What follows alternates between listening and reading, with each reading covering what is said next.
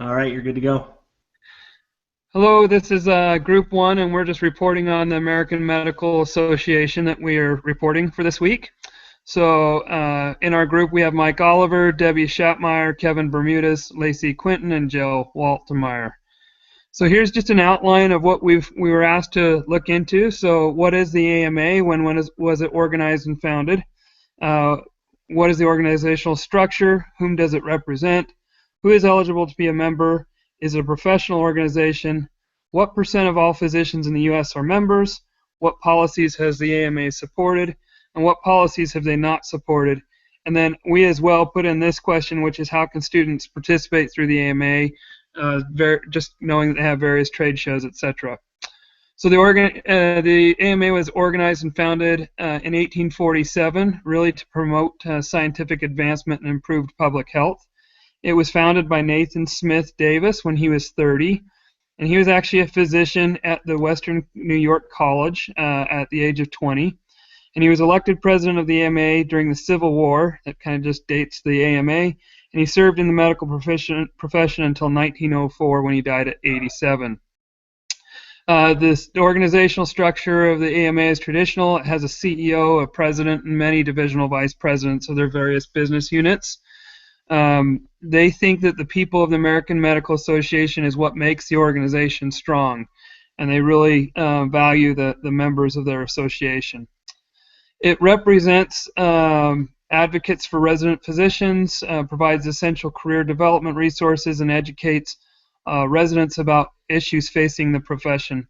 All AMA members who are currently in residency or fellowship programs are also members of the AMA.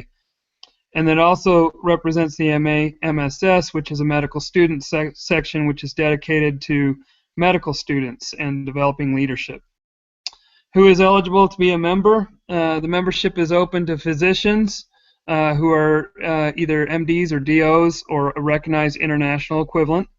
It's resident physicians who also can be a member of the AMA, and all medical and students who are enrolled in an educational program provided by a college or of medicine or osteopathic medicine. Those are the sources for those few questions. Is it a professional organization? Yes, the AMA is a professional association, as it is defined as an organization that's formed to unite and inform people who work in a similar occupation or same occupation. Their goal is to improve the health of the nation, enhance delivery of care, and enable physicians and health teams to partner with patients to achieve better overall health. And the AMA is also dedicated to produce smarter medical training and create thriving physician practices. The percentage of the U.S. Physicians that are members, there's approximately 908,000 members, and a little over 815,000 registered physicians in the AMA, so almost 90% are members of the AMA. It's just a sampling of AMA policies. So they've supported reforms in the Affordable Health Care Act. They supported medical savings accounts, flexible spending accounts, which we would all probably know more as patients. They've supported steps that will produce reduced health care costs, lower health insurance premiums, and provide for expansion of health care coverage, and then also taking care of Medicare and future generations.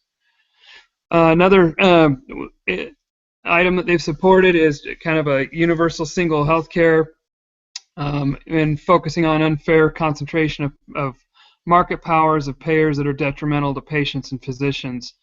A single payer system clearly would fall within such a definition and consequently should continue to be opposed by the AMA. So really just have not supported that as much as more of a general free market of healthcare. This one was interesting. The AMA supports the use of fetal tissue obtained from induced abortion for scientific research. And then they have kind of an opposing stance on abortion as well. We'll see in a minute. Euthanasia must not be performed. Physicians must not be perform euthanasia or participate in assisted suicide. And then on the abortion side, no physician or other professional personnel should be required to perform an act which violates good medical judgment or personally held moral principles. So it kind of feels like they're in the middle of the road on that one, but definitely leave it more to the healthcare professional. There's some references for those set of questions. And then we move into kind of how can students participate through the AMA. The AMA Medical Student MSS section is dedicated to representing medical students, improving medical education, and developing leadership.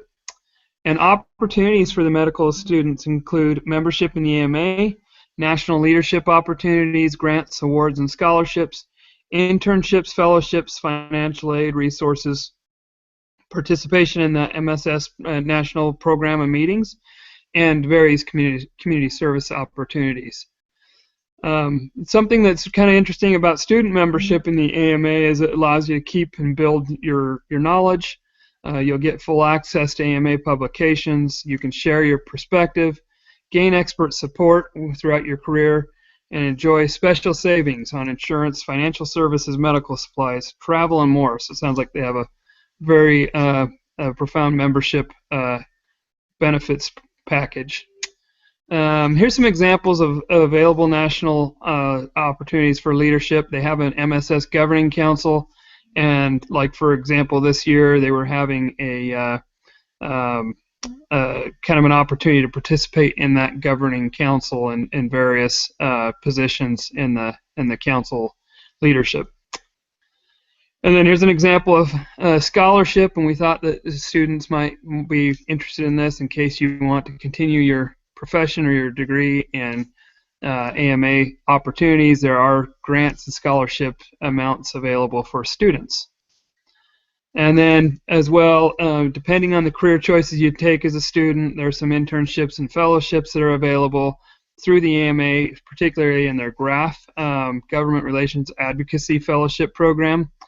And it offers medical students a unique opportunity to experience firsthand the intersection of organized medicine and the federal government as it relates to advocacy and policy making. So a couple ways to get involved in student work and government policy. And then there's also financial aid resources available to students. So debt management is, I would assume, is a good one. Financial aid to help you borrow and expand financial opportunities as a student. And then there's national meetings every year that AMA does, some trade shows, some continuing education courses, and national conferences and regional conferences that you can participate in as well. And then there's a community service element to the AMA where you can get involved in various community service activities at local, state, and national levels. So that might be something you want to take advantage of or learn more of and as a student or just as you seek more understanding about the AMA. Here are the final sources of those questions. And that concludes our slideshow of the AMA and our questions that we were asked to share. Great, thank you, Matt. Let's see, I'm just going to mute you here really quick, Mike, because I'm getting some feedback from me on yours. But okay.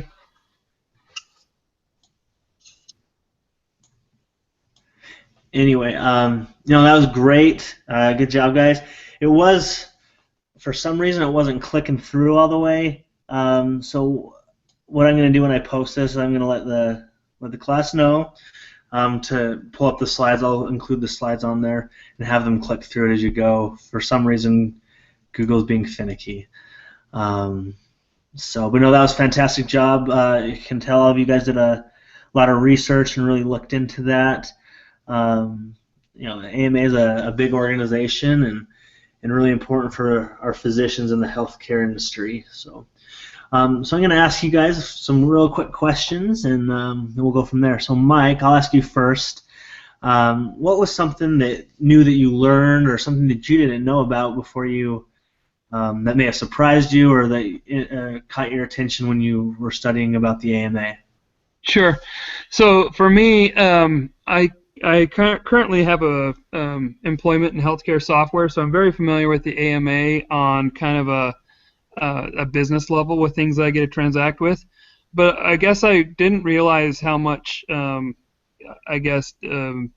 many positions they take kind of on issues like abortion and some of those things, that they really have some strong opinions, it appears, but they're kind of on both sides of those opinions. So it's just kind of interesting to see how that will continue to play out as those are decisions in our society today. Great, thank you. Lacey, same question. You there, Okay. Lacey? Hi, Oh, can you hear me? yeah, Sorry. no, you're I had good. to change positions several times. We were trying to make things work tonight. Well, this is all really very new to me.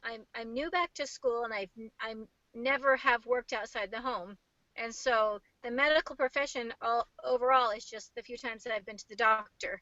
Um, so a lot of it was very new. I was actually surprised how old it is, and that something that was started in Civil War time still exists.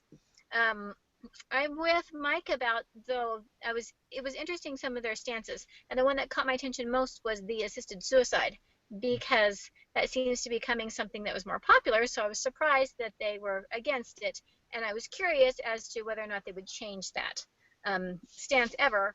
I hope not, but just interested to see like what they stand for now. Also, obviously, I did a lot of the student section, and I had no idea the opportunities that they had for medical students to get involved in even beyond just medical things, but leadership opportunities and scholarships and counseling and debt counseling and all the things that they do to help people be successful in medical school. So, Great. and I learned how to do PowerPoint, which is a really big deal. Ask Mike and Debbie. I was panicked. So, Awesome. yeah.